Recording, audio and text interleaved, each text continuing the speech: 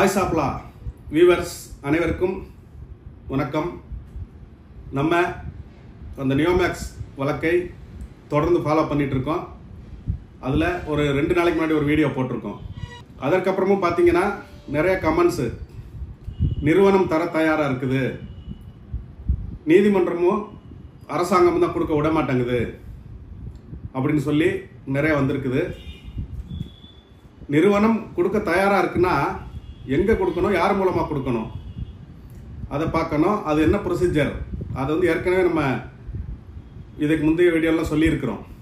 நிறுவனம் ஒரு ரிட்டையர்ட் ஜட்ஜை வச்சு பணத்தை கொடுக்கறதுக்கு ஏற்பாடு பண்ணணும் அப்படின்னு சென்னை உயர்நீதிமன்றத்தின் மதுரை கிளையில் வழக்கு போட்டிருந்தப்பவே நான் வீடியோ போட்டிருந்தேன். இதுக்கு 5A ஒரு செக்ஷன் இருக்குது டேன் பிட் ஆக்டில். அதுதான் ப்ரொசீஜர், அதுபடி தான் செய்ய முடியும், ஹைகோர்ட் செய்ய முடியாது அப்படின்னு சொல்லியிருந்தோம். அதற்கு பின்பு தான் நீதியரசர் இளங்கோவன் அவர்கள் அதே மாதிரி ஒரு தீர்ப்பு கொடுத்துருந்தாங்க. ஸோ இப்போ நம்ம முதல்ல இந்த ப்ரொசீஜரை பார்க்கலாம். என்ன செய்யணும், எப்படி செய்யணும், யார் கொடுக்கணும், எந்த மாதிரி கொடுக்கணும் அப்படின்ற ப்ரொசீஜர் என்ன அப்படின்றத பார்ப்போம். முதல்ல நம்ம சட்டங்களையும் நீதிமன்றத்தின் அமைப்பு அதெல்லாம் தெளிவாக தெரிஞ்சுக்கணும். அப்போ தான் யார் எப்படி செய்ய முடியும்னு உங்களுக்கு புரியும். இப்போ நம்ம நாட்டில் ஒரு 3 முறை அடுக்கு இருக்குது, 3 ஸ்டேஜஸ். என்னன்னா, சட்டம் இயற்றும் துறை, அது பார்லிமெண்ட் அண்டு அசம்பிளி, சட்டமன்றம் மற்றும் பாராளுமன்றம். அதை நிர்வகிக்கிற துறை, நிர்வாகத்துறை, அது யாருன்னா நம்ம வருவாய்த்துறை, இந்த மாதிரி பல்வேறு துறைகள் இருக்குல்ல, டிபார்ட்மெண்ட்ஸு, கவர்மெண்டோட டிபார்ட்மெண்ட்ஸ், அவங்க அதை செயல்படுத்தணும். இது ரெண்டுலேயும் இருக்கிற தவறுகள் ஏதாவது இருந்தால் அதை நீதிமன்றம் சரி செய்யும். அப்போ நீதிமன்றம் யாருக்கும் பணம் கொடுக்க முடியாது, அதை தெளிவாக தெரிஞ்சுக்கோங்க முதல்ல. இப்போ என்னன்னா, ஒரு சட்டத்தை ஏற்றுறோம், அது மாநில அரசு, சட்டமன்றத்தில் சட்டம் ஏற்றணும், அது மாநில சட்டம். அதுக்கு எடுத்துக்காட்டு என்னன்னா, இந்த டேன் பிட் ஆக்டே மாநில சட்டம். தமிழ்நாடு அப்படின்னு வரும் பாருங்க, அதில் Tamil Nadu protection of interest of depositors act 1997, Tamil Nadu முதலீட்டாளர்கள் பாதுகாப்பு சிறப்பு சட்டம் 1997. அப்போ இது தமிழ்நாடு அரசு சட்டம், இதுக்கு பேர் மாநில சட்டம்னு சொல்லுவோம். அதே மாதிரி மத்திய அரசு சட்டம் அப்படின்னு எடுத்துக்கிட்டிங்கன்னா சிஆர்பிசி, கிரிமினல் ப்ரொசீஜர் கோடு அப்படின்னு முன்னாடி இருந்தது. இப்போ அது பாரதிய நகரிக் சுரக்ஷா சங்கீதா அப்படின்னு மாற்றிருக்காங்க, இது மத்திய அரசு சட்டம். அதே மாதிரி பிஎன்எஸ், பாரதிய நியாய சங்கீதா, அது ஐபிசி, இந்தியன் பீனல் கோடு, இந்திய தண்டனை சட்டம். முன்னாடி ஐபிசின்னு இருந்தது. இந்த மாதிரி மத்திய அரசு சட்டம், மாநில அரசு சட்டம், 2 சட்டமும் இருக்கு. மத்திய அரசு சட்டமாக இருந்தால் அது பாராளுமன்றத்தில் இயற்றப்படும், மாநில அரசு சட்டமாக இருந்தால் அது சட்டமன்றத்தில் இயற்றப்படும். இதுதான் ப்ரொசீஜர். இதில் சட்ட ஏற்றம் மட்டும்தான் முடியும். ஒரு எம்எல்ஏ, இவங்க முதலமைச்சர், அமைச்சர்கள் எல்லாம் சேர்ந்து ஒரு சட்டம் ஏற்றுறாங்க, அதில் அவங்களால அதுதான் முடியும். அப்போ அவங்க ஒரு சட்டத்தை கொண்டு வர்றாங்க, தப்பு பண்ணால் கைது செய்யலாம்னு. அப்போ ஒரு எம்எல்ஏவும் மினிஸ்டரும் போய் அரெஸ்ட் பண்ண முடியுமா? அவர் சபாநாயகர் முதலமைச்சர் போய் ஒரு அக்யூஸ்டை விரட்டி பிடிக்க முடியுமா? அதை செய்யறதுக்கு தான் போலீஸ் துறை. அதே மாதிரி வேற சில சட்டங்கள் இருக்குது, பென்ஷன் சட்டம், இந்த மாதிரி சட்டங்களுக்கு அது வருவாய்த்துறை, பென்ஷன் டிபார்ட்மெண்ட் இப்படிலாம் கொடுத்துருக்காங்க. அப்போ அதை யார் செய்யணும், எப்படி செய்யணும் அப்படின்னு இருக்குது. அப்போ பணம் ஹைகோர்ட் கொடுக்கல, ஹைகோர்ட் கொடுக்கலன்னு சொல்றது தவறு. ஹைகோர்ட் நியோமேக்ஸ் கேஸில் பணம் கொடுக்கக்கூடாதுன்னு எங்கேயாவது ஸ்டே பண்ணியிருக்காங்களா? நம்ம ஸ்டே ஆர்டர் வாங்குவோம்னு சொல்லுவோம் இல்லையா, எங்கேயாவது நியோமேக்ஸில் பணம் மக்களுக்கு கொடுக்காதீங்க அப்படின்னு எந்த ஹைகோர்ட்டாவது சொல்லியிருக்குதா? ஹைகோர்ட்டில் எந்த தீர்ப்புலையாவது இருக்குதா? அப்போ யார் பணம் கொடுக்கறதுக்கு தடை? அப்போ பிரச்சனை எங்கே இருக்குது? அப்போ நீதியரசர் பரத சக்கரவர்த்தி அவங்க உத்தரவில் கூட பேப்பர் பப்ளிகேஷன் கொடுக்கணும், கம்ப்ளைண்ட்டை வாங்கணும், வெப்சைட்டில் ஏற்றணும், அதுக்கு 20 அதிகமான அரசாங்க ஊழியர்கள், போலீஸ் அதிகாரிகள் நியமிக்கணும், கம்ப்யூட்டர் எக்ஸ்பர்ட்டு, அந்த மாதிரி டெக்னிக்கல் எக்ஸ்பர்ட்லாம் கொண்டு வரணும் அப்படிலாம் நீதியரசர் பரத சக்கரவர்த்தி அவங்க அதில் சொல்லி தீர்ப்பில் சொல்கிறாரு. அன்னைக்கு கூட வாதிடும் போது இதில் வழக்கு நடைபெறுவதற்கு, வழக்கு விசாரணைக்கு எந்த தடையும் இல்லை, நோ ஸ்டே அப்படின்னு தெளிவாக சொல்கிறார் அவர். அப்போ போலீஸ் விசாரணைக்கும் தடை இல்லை, போலீஸ் கைது செய்கிறதுக்கு, எதுக்குமே போலீஸ் சொத்துக்கள் எடுக்கிறதுக்கு, ஜீவோ போடுறதுக்கு எதுக்குமே எந்த தடையுமே இல்லை. அதை தெளிவாக புரிஞ்சுக்கோங்க. அப்போ இது யார் செய்யணும்? இதில் அப்போ சட்டத்தில் என்ன இருக்குது? பழைய சட்டப்படியே டிஆர்ஓ அதுக்கு அத்தாரிட்டி, டிஆர்ஓ தான் அந்த வேலையை செய்யணும் அப்படின்னு சட்டம் இருக்குது. இப்போ நீதியரசர் இளங்கோவன் ஜட்ஜ்மெண்ட்லேயும் என்ன சொல்கிறாருன்னா, டிஆர்ஓட்ட போங்க மனு கொடுங்கன்னு சொல்கிறாரு. அப்போ அவர் சொன்னபடி, அவர் மனு கொடுங்கன்னு சொன்ன உத்தரவுப்படி நியோமேக்ஸ் நிறுவனம் டிஆர்ஓட்ட போய் 5A செட்டில்மெண்ட்டுக்கு நாங்கள் ரெடியாக இருக்கிறோம்னு ஒரு பெட்டிஷன் கொடுக்குறாங்க. அப்போ பெட்டிஷன் வாங்கினதுக்கப்புறம் என்ன ப்ரொசீஜர்? அப்போ டிஆர்ஓ என்ன செய்யணும்னா, புகார் கொடுத்தவங்களுக்கு நோட்டீஸ் கொடுக்கணும். நீங்கள் புகார் கொடுத்துருக்கீங்க, அதில் அவங்க சமரசத்துக்கு ரெடியாக இருக்காங்க அப்படின்னு நோட்டீஸ் கொடுக்கணும். காவல்துறைக்கு முதல்ல நோட்டீஸ் கொடுக்கணும். மதுரை பொருளாதார குற்றப்பிரிவுக்கு EOW போலீஸுக்கு நோட்டீஸ் கொடுக்கணும். இவங்க இப்படி ஒரு மனு கொடுத்துருக்காங்க, நீங்கள் என்ன பதில் சொல்கிறீங்கன்ட்டு. இவங்க கொடுக்குற பதிலை வச்சு அவர் வந்து ஒரு உத்தரவை பிறப்பிக்கணும். இவங்க புகார்தாரர் தரப்பு, அரசு தரப்புன்றது பொருளாதார குற்றப்பிரிவு. அவங்க வந்து ஒரு பதில் மனு தாக்கல் பண்ணணும். கவுண்டர் பெட்டிஷன் அப்படின்னு சொல்லுவாங்க. அதுக்கு அந்த கவுண்டர் பெட்டிஷனில் இவங்க விளக்கம் சொல்லணும் என்ன. அப்போ அதை பொறுத்து அவருக்கு புரிஞ்சுக்கிடுச்சுன்னா ஓகே, இல்லை கொஞ்சம் முன்ன பின்ன இருக்குது. இப்போ வந்து அவங்ககிட்ட ஒரு எடுத்துக்காட்டு, இது வந்து எக்ஸாம்பிள் தான். ஒரு 50 கோடிக்கு சொத்து இருக்குது, ஒரு 50 கோடிக்கு இடம் இருக்குது. இங்கே புகார்தாரர் ஒரு 100 கோடி இருக்காங்க. அப்போ இதை எப்படி கொடுக்குறது மக்களுக்கு அப்படின்னு கம்பெனிக்காரங்கிட்டையும் கேட்கணும். உனக்கு ஏதாவது ஆட்சேபனை இருக்குதானே? ஏன்னா நம்ம புகார் கொடுத்ததெல்லாம் சரின்னு சொல்ல முடியாது. இப்போ வந்து ஒரு 1000 பேர் புகார் கொடுத்துருக்கான், அதில் 900 பேர் புகார் கொடுத்தவனா இருக்கலாம். ஒரு 50 பேர் புகாரே, அதாவது அந்த புகார் கொடுத்ததில் 900 பேர் வந்து பணம் கட்டினவனா இருக்கலாம். ஒரு 50 பேர் பணமே கட்டாதவனா இருக்கலாம். இல்லைன்னா கட்டின பணத்தோட டபுளாக வாங்கிட்டு போயிருக்கலாம். கமிஷனோட, broker commission, agent commission, leader commission, இப்படி வந்து ஒரு 1 லட்ச ரூபா போட்டால் 3 லட்சம் வாங்கிட்டு போயிருக்கலாம். அவனும் புகாரில் வந்திருக்கலாம். இப்போ அதில் வந்து போட்ட எதுவுமே வாங்காத மக்கள் இருக்கலாம், போட்டதில் ஒரு பாதி வாங்கினவன் இருக்கலாம். இதுக்கெல்லாம் திரும்பவும் நம்ம நியோமேக்ஸில் விளக்கம் கேட்கணும். யாருக்கு நம்ம எவ்வளோ கொடுக்கணும், ஒரு டீட்டெயில் கொடுங்கன்ட்டு. இவன் கொடுக்குற ரிப்போர்ட்டை வச்சு போலீஸை அதை செக் பண்ண சொல்லணும். அதில் எதுக்காக போலீஸை திரும்பவும் நம்ம செக் பண்ண சொல்கிறோன்னா, ஒருத்தன் வந்து 10 லட்சம் கம்ப்ளைண்ட் கொடுத்துருக்கான், ஆனால் உண்மையில் அவன் 1 லட்சம் தான் கம்பெனியில் போட்டிருக்கான். அப்போ கம்பெனிக்காரன் கூட சேர்ந்து நீ 10 லட்சம் எழுதி கொடுத்துரு, நானும் 10 லட்சம் சரின்னு சொல்லிடுறேன்னு கம்பெனிக்காரன் செட்டப் பண்ணியிருந்தா அப்போ அவன் வாங்கிட்டு போயிடுவான் மக்கள் பணத்தை. அப்போ போலீஸை வச்சு திரும்ப செக் பண்ண சொல்லணும். போலீஸ் கம்ப்யூட்டரில் இருக்குதா, அப்புறம் விசாரணையில் அவர் நேரடியாக கூப்பிட்டு இது சரியா இதெல்லாம் விசாரிச்சு இவங்க ஒரு ரிப்போர்ட் கொடுக்கணும். இது மாதிரிலாம் விசாரிச்சுட்டு டிஆர்ஓ ஒரு முடிவுக்கு வரணும். இதை பிரித்து கொடுக்க முடியாது, அல்லது இதில் என்ன பிரச்சனை, இதெல்லாம் வந்து தொடர்ந்து விசாரிக்கணும். ஒன்று அவர் பெட்டிஷன் அலோவ் பண்ணணும். இந்த பெட்டிஷனை நான் வந்து ஏற்றுக்கிறேன், பணத்தை கொடுத்துருங்க, பணத்தை கொண்டு வாங்க, மக்களுக்கு பிரித்து கொடுக்குறேன்னு பெட்டிஷன் அலோவ் பண்ணணும். இல்லைன்னா நீங்கள் கொடுத்த பெட்டிஷன் சரியில்லை, ஏற்றுக்க மாட்டேன் அப்படின்னு அந்த பெட்டிஷனை வந்து அவர் டிஸ்மிஸ் பண்ணணும், அல்லது விளக்கங்களை கேட்கணும். ஆனால் இவங்க கொடுத்து 1 ஆண்டுக்கு மேலே ஆச்சுது. மதுரை டிஆர்ஓ அதை வாங்கி வச்சுட்டு அந்த 5A காம்பவுண்டிங் பெட்டிஷன் தூங்கிட்டு இருக்குது. இதுவா ஒரு டிஆர்ஓவோட வேலை? இதுக்கு இடையில நாங்கள் வந்து நீங்கள் ஏற்கனவே பார்த்துருப்பீங்க, ஒரு வீடியோ போட்டிருக்கோம். நான் உட்பட அந்த தேனி சங்கம் மற்றும் வேறு சில சங்கத்தை சேர்ந்தவர்கள், திருச்சி சங்கம், நிறைய பேர் போய் டிஆர்ஓவை போய் பார்த்தோம். டிஆர்ஓ இந்த சட்டமே தெரியாமல் உட்கார்ந்துட்டு ஹைகோர்ட்டோட தீர்ப்பை பார்த்தீங்களான்னு கேட்டார் போன உடனே. நாங்கள் சொன்னோம் ஆமாம் அப்படின்னு. அதில் என்ன சொல்லியிருக்குது, சொத்துக்களை எடுத்து ஜீவோ போடணும், ஏலம் விடணும், ஏலம் விட்டு டெபாசிட் வைக்கணும், டெபாசிட் வச்சுட்டு அதை வந்து மக்களுக்கு பிரித்து கொடுக்கணும். அதுக்கு வந்து 4 வாரம் 8 வாரம் 12 வாரம்னு ஒரு காலம் சொல்லியிருக்கு, நீங்கள் படிச்சிங்களா அப்படின்னு என்கிட்ட கேட்டார். ஆமாம் நான் படித்தேன். அது எதுக்காக? அது வந்து 5Aன்னு ஒரு பெட்டிஷன் தாக்கல் பண்ணாத நிறுவனங்களுக்கு. இப்போ வந்து தமிழ்நாட்டில் நம்ம ஏற்கனவே தொடர்ந்து பார்த்துருக்கோம், 585 கம்பெனி இருக்குது. அவங்க வந்து 5A பெட்டிஷன் தாக்கல் பண்ணாமல் அவங்க என்ன ஆர்கியூ பண்ணுறாங்கன்னா, வக்கீல் வச்சுட்டு கோர்ட்டில் நான் பணமே வாங்கலை, டெபாசிட்டே வாங்கலை, அல்லது நான் யாருக்கும் திருப்பி தர வேண்டிய அவசியமே இல்லை, அந்த மாதிரி. அது வந்து கேஸ் ஆஃப் கண்டஸ்ட், வழக்கை எதிர்த்து நடத்துவதற்கு கேஸ் ஆஃப் கண்டஸ்ட் பண்ணுறவங்களுக்கு அந்த ப்ரொசீஜர். ஒருத்தன் வந்து ஊரெல்லாம் வசூல் பண்ணிட்டான், ஆனால் தரமாட்டேன்னு சொல்லி வக்கீலை வச்சு டேன்பிட் கோர்ட்டில் கேஸ் நடத்திக்கிட்டு இருக்கான். அவன் சொத்துக்களை தான் இவ்வளோ நாளைக்குள்ள ஜப்தி பண்ணணும், இவ்வளோ நாளைக்குள்ள ஜியோ போடணும், இவ்வளோ நாளைக்குள்ள மேட் அப்சல்யூட் பண்ணணும், இவ்வளோ நாளைக்குள்ள ஏலத்தில் விடணும், இத்தனை வாரத்துக்குள்ளே வந்து அது டெபாசிட்டில் வைக்கணும், இத்தனை வாரத்துக்குள்ள மக்களுக்கு பிரித்து கொடுக்கணும். அது வந்து அவன் எதிர்த்து நடத்துகிறவன், நான் தர வேண்டிய அவசியம் இல்லை, நான் வசூல் பண்ணலை அப்படி சொல்கிறவனுக்கு இது வந்து கேஸ் ஆஃப் 5A காம்பவுண்டிங்.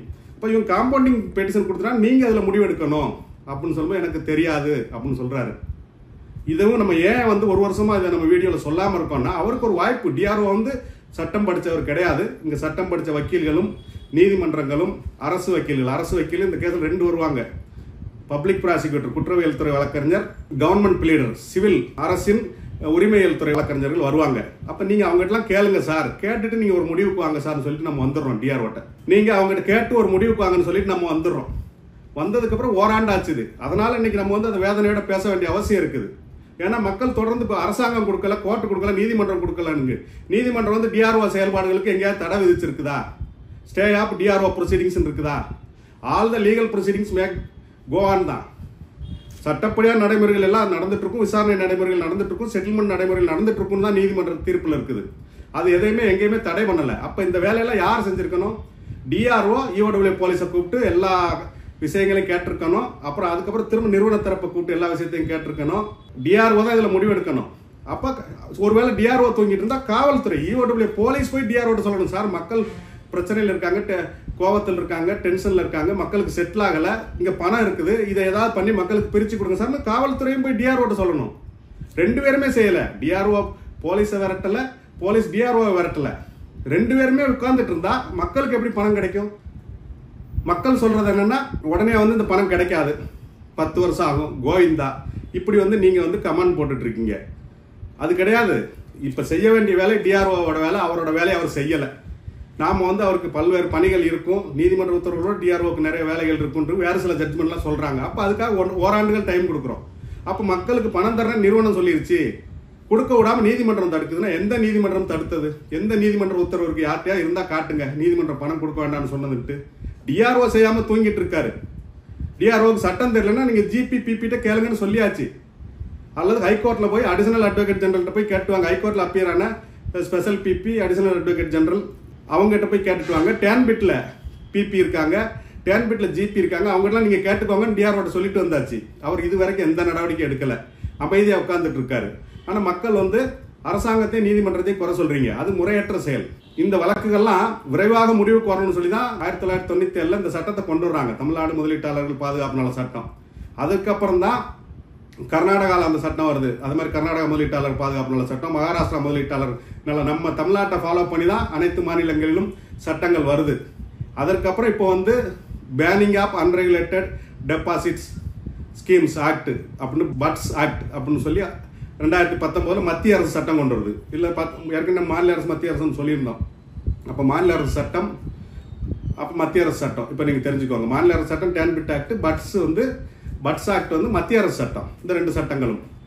அப்போ நம்ம ஒரு எக்ஸாம்பிள் சொல்றோம், எந்த வேலையை யார் செய்யணும்ட்டு. நீதிமன்றம் வந்து ஒரு வழக்கில் எஃப்ஐஆர் போடுங்க, குற்றவாளியை கைது செய்யுங்க, அப்படிதான் சொல்ல முடியும். குற்றவாளிக்கு இழப்பீடு கொடுங்க, அப்படிதான் சொல்ல முடியும் நீதிமன்றம். அப்ப எஃப்ஐஆர் போட வேண்டியது யாரு?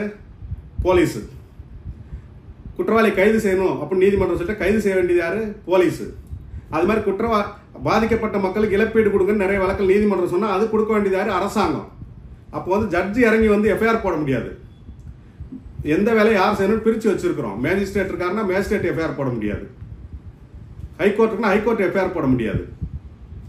அதே மாதிரி ஹைகோர்ட் வந்து ஒரு அக்யூஸ்ட் ரோட்ல விரட்டி பிடிக்க முடியாது. ஹைகோர்ட் ஜட்ஜும் மேஜிஸ்ட்ரேட்டும் ஒருத்தனை பிடிக்க முடியாது, அது போலீஸ் தான் செய்யணும். அதான் செப்பரேஷன் ஆஃப் பவர்ஸ், அதிகார பகிர்வு. எந்த வேலையை யார் செய்யணும்னு பிரிச்சு கொடுத்துருக்காங்க. உங்களுக்கு ஈஸியா புரியணும்னு சொல்றேன். ஒரு பஸ் இருக்குது, அந்த பஸ்ல டிக்கெட் வந்து கண்டக்டர் கொடுப்பாரு. கண்டக்டர் டிக்கெட் கொடுக்காரா இல்லையான்னு பாக்குறதா ஒரு செக்கிங் இன்ஸ்பெக்டரோட வேலை. பரிசோதகர்னு அவர் போலீஸ் யூனிஃபார்ம் மாதிரி, டிராபிக் போலீஸ் மாதிரி யூனிஃபார்ம் போட்டு வந்து செக் பண்ணுவார், டிக்கெட் எடுத்திருக்காங்களா மக்கள்கிட்ட. அப்போ வந்து அவர் கண்டக்டரா இருந்து ப்ரமோஷன்ல போன ஒருத்தர் டிடிஇ வந்து டிக்கெட் எடுக்காங்களான்னு செக் பண்றாங்க. அப்போ அவர் போய் பஸ்ஸா ஏறி டிக்கெட் கொடுக்க முடியாது. அப்போ டிக்கெட் கொடுக்க வேண்டியது கண்டக்டரோட வேலை, டிக்கெட் கொடுத்தாங்களான்னு செக் பண்ண வேண்டியது டிடிஇயோட வேலை. அதே மாதிரி தான் வந்துட்டு பணத்தை பிரிச்சு கொடுக்க வேண்டியது டிஆர்ஓ வேலை. டிஆர்ஓ செய்யறாரா இல்லையா, அவர் செய்யலைன்னா செய்யுன்னு சொல்றது, அல்லது செய்யலாம் ஏன் செய்யலன்னு சொல்றதுதான் நீதிமன்றத்தோட வேலை. டேன்பிட் நீதிமன்றம், ஹைகோர்ட்டோட வேலை. டிஆர்ஓ செய்யற வேலை ஹைகோர்ட் போய் செய்ய முடியாது. அதே மாதிரி எக்கனாமிக் அஃபென்சஸ் விங், பொருளாதார குற்றப்பிரிவு அப்படின்னு ஒரு போலீஸ் இருக்கும். அது ஒவ்வொரு மாவட்டத்திலையும் இருக்கும். அதுல எத்தனை புகார் வந்தாலும் அவங்க எடுத்துக்குவாங்க. ஒரு எடுத்துக்காட்டு வச்சுக்குவோம். மதுரையில Ramanathan and company finance company ஏமாத்திட்டு போயிட்டான், அதையும் வந்து மதுரை பொருளாதார குற்றப்பிரிவு விசாரிக்கும். அப்புறம் வந்துட்டு ஒரு XRY அல்லது Z அப்படின்னு ஒரு பேர் வச்சுக்கோங்க, ஒரு நகைக்கடை, அவன் டெபாசிட் வாங்கிட்டு ஓடிட்டான், அதையும் அந்த பொருளாதார குற்றப்பிரிவு விசாரிக்கும். ஒருத்தன் வந்து பல கோடிக்கு இடம் தர்றேன் அப்படின்னு சொல்லி ஒரு முனீஸ்வரன் அண்ட் கம்பெனி அப்படின்னு ஏமாத்திட்டு போயிட்டான், அதையும் பொருளாதார குற்றப்பிரிவு விசாரிக்கும். அப்போ அந்த பொருளாதார குற்றப்பிரிவுக்கு பல 100 கேஸ் இருக்கும். அங்கே ஒரு வருஷத்துக்கு ஒரு 10 கேஸ் 15 கேஸ் அப்படி இருக்கும். இந்த பொருளாதார குற்றப்பிரிவு ஆரம்பிக்கப்பட்டது வந்து 2000 வருஷத்துல. இப்போ நம்ம மக்கள் ஏமாந்துட்டோம், பணம் கிடைக்கல நீங்க சொல்றீங்க இல்லையா, அதுக்காக சட்டம் கொண்டு வரப்பட்டது 97ல். அதற்கு ஒரு சிறப்பு நீதிமன்றம் வேற கொடுத்துட்டாங்க. இது வந்து எல்லா கோர்ட்லயும் நடந்தா அந்த கோர்ட்ல ஏற்கனவே 100 கேஸ் இருக்கும். அந்த கேஸோட 101 இருந்தா அதுலயும் விரைவா மக்களுக்கு பணம் ரிட்டர்ன் கிடைக்காது அப்படின்னு சொல்லி டேன்பிட் கோர்ட்னு ஒரு கோர்ட்டை கொண்டு வந்துடுறாங்க. Tamil Nadu protection of interest of depositors act special court, TANPID சிறப்பு நீதிமன்றம், தமிழ்நாடு முதலீட்டாளர்கள் பாதுகாப்பு சிறப்பு சட்டம் 1997 சிறப்பு நீதிமன்றம் அப்படின்னு ஒரு ஸ்பெஷல் கோர்ட்டும் கொண்டு வந்துட்டாங்க. அந்த கோர்ட்டு 3 இடத்துல இருக்குது. ஃபர்ஸ்ட் சென்னையில் வந்தது, அதுக்கப்புறம் மதுரையில் வந்தது, அதுக்கப்புறம் கோயம்புத்தூர்ல வந்திருக்குது. தமிழ்நாட்டில் இப்போ 3 நீதிமன்றம். ஸோ அப்போ மக்களுக்கு விரைவாக பணம் கிடைக்கணுன்றதுக்கும் உயர் நீதிமன்றமும் மாநில அரசும் சேர்ந்து ஒரு 3 சிறப்பு நீதிமன்றங்களையும் ஏற்படுத்தியாச்சு. நம்ம ஏற்கனவே சொன்ன மாதிரி பொருளாதார குற்றப்பிரிவுன்னு ஒரு தனி பிரிவு, அதுக்கு முன்னாடி வந்து கிரைம் பிரான்ச் விசாரிச்சுட்டு இருந்தாங்க. அதற்கப்புறம் சிஐடி சிபிசிஐடி விசாரிச்சுட்டு இருந்தாங்க. கிரைம் பிரான்ச் குற்றப்பிரிவுன்னு இருக்கும்.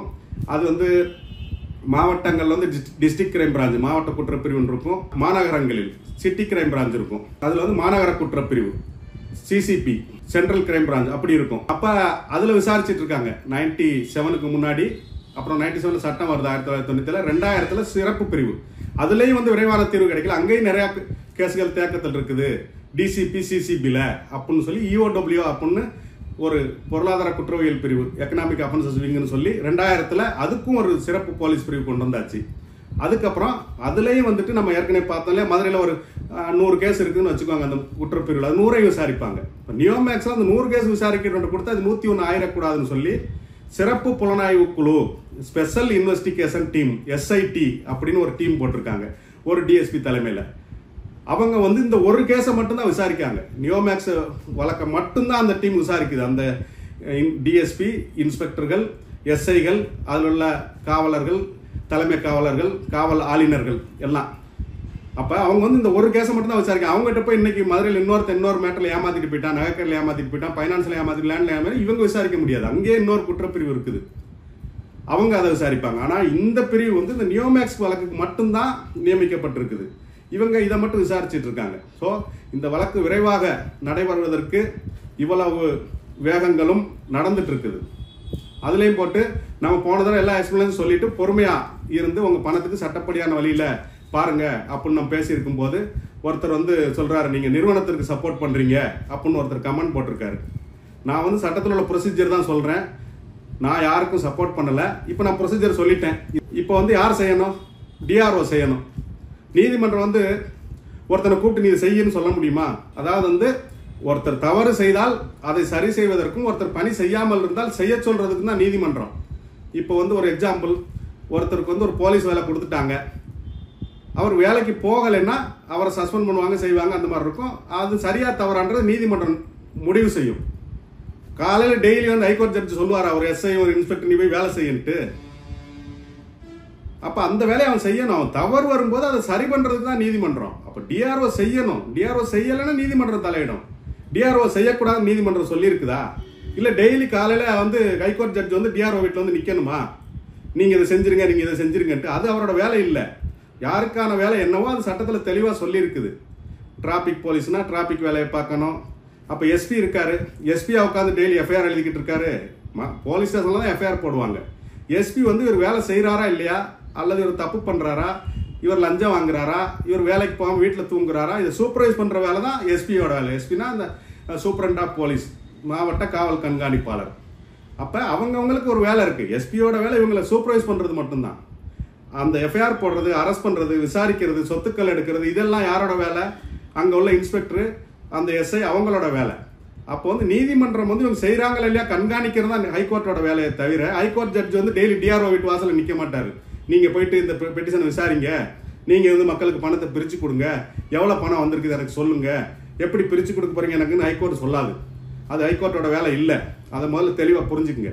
எனவே வீட்டிலே உட்காந்துக்கிட்டு பெரிய அறிவாளி மாதிரி இந்த கமெண்ட் போடுறது, என்ன முட்டாள்தனமான வாதங்களை வந்து அறிவாளி மாதிரி மக்கள்கிட்ட சொல்றது, நீதிமன்றம் தர விடலை அப்படின்றதெல்லாம் விட்டுட்டு யார் தரல, எதனால மக்களுக்கு கிடைக்கல என்ற தெளிவான விளக்கங்களை சொல்லி இருக்கிறோம். அதை புரிஞ்சுக்கோங்க, அதை ஃபாலோ பண்ணுங்க. அதை விட்டுட்டு என்ன நீங்க புகார் கொடுத்தவங்க இது வரைக்கும் என்ன செஞ்சிருக்கீங்க? நீங்க வீட்டில் உட்காந்துருப்பீங்க, புகார் கொடுத்துட்டு நீங்க வந்து முறைப்படி வந்து இதெல்லாம் போய் பார்த்து அதிகாரிகள்ட்ட கேட்கணும்ல, இது வரைக்கும் என்ன நடவடிக்கை எடுத்திருக்கீங்கன்னு கேட்கணும்ல அதிகாரிகிட்ட. அதிகாரியை கேட்க மாட்டீங்க, அதிகாரி செய்ய மாட்டான். அப்ப யார் செய்யறது? இதை இன்னொரு அறிவாளி மாதிரி கேட்டிருக்கான். அதுல ஒரு கமெண்ட்ல ஒரு முட்டாப்பைய பிஎஸ்சிஎல்லாம் வந்து லோதா கமிட்டி ஜீவோ போட்டிருக்குது, அது மாதிரி வந்து இதுல ஜீவோ போட வேண்டியதானே அப்படின்ட்டு. நிறைய ஜீவோ போட்டாச்சு, நிறைய சொத்துக்களை எடுத்தாச்சு, நிறைய சொத்துக்கள் எடுத்ததுக்கு ஜீவோவும் போட்டாச்சு, போட்டுட்டு இருக்காங்க. இந்த வழக்கில் ஒவ்வொரு வழக்கில் என்ன நடந்திருக்குது அப்படின்னு தெரிஞ்சுட்டு கமெண்ட் போடுங்க. சும்மா உடனே செல்ல பார்க்க வேண்டியது, ஒரு கமெண்டை போட வேண்டியது, போட்டு மக்களை குழப்ப வேண்டியது. நிறைய ஜீவோ இதுலேயும் போட்டிருக்காங்க, சொத்துக்கள் எல்லாம் ஜப்தி பண்ணி. அதையும் தெரிஞ்சுக்கோங்க. தொடர்ந்து நம்ம சேனலில் இது சம்பந்தமான செய்திகளை தர்றோம். அதுவரை காத்திருங்கள். நன்றி, வணக்கம்.